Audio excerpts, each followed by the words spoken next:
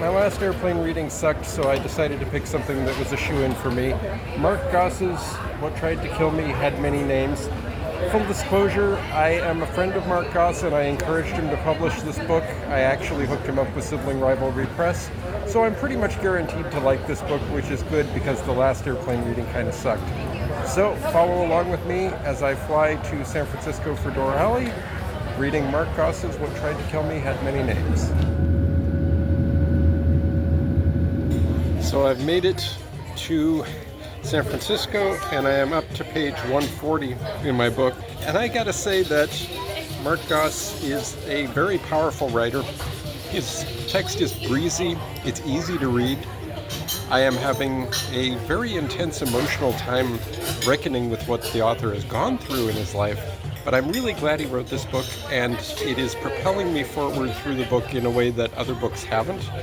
I can highly recommend this book for pretty much any gay person who wants to know what it was like to be gay back in the day, though I will say that some of Marc's experiences may be disturbing to those of us who have a abuse history. So 200 pages in, and the long layover at SFO has completed with me finding Marc back in Minneapolis and living through HIV, and wow.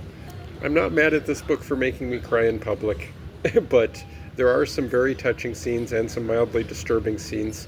But really what I get out of it is that Marc Gauss is a good guy and his story is fascinating, and I am just so pleased to have chosen this book to travel with this time, as I kind of expected to be.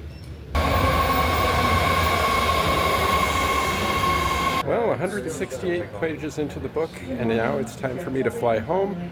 So let's see if Marc Gauss's What Tried to Kill Me Had Many Names finishes as well as it started. So far, it's an excellent book. So I just finished Marc Gauss's What Tried to Kill Me Had Many Names on the flight from San Francisco to Los Angeles. It didn't last me my whole flight, but I am very proud of Marc for the book he made. I always knew he had a good book in him.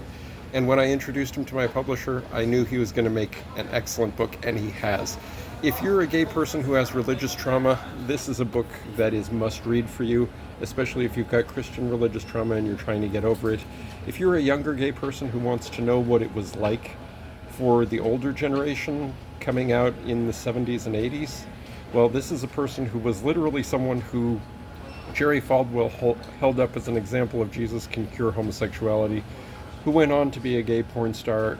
It's a very interesting book, and I strongly recommend it for all of you.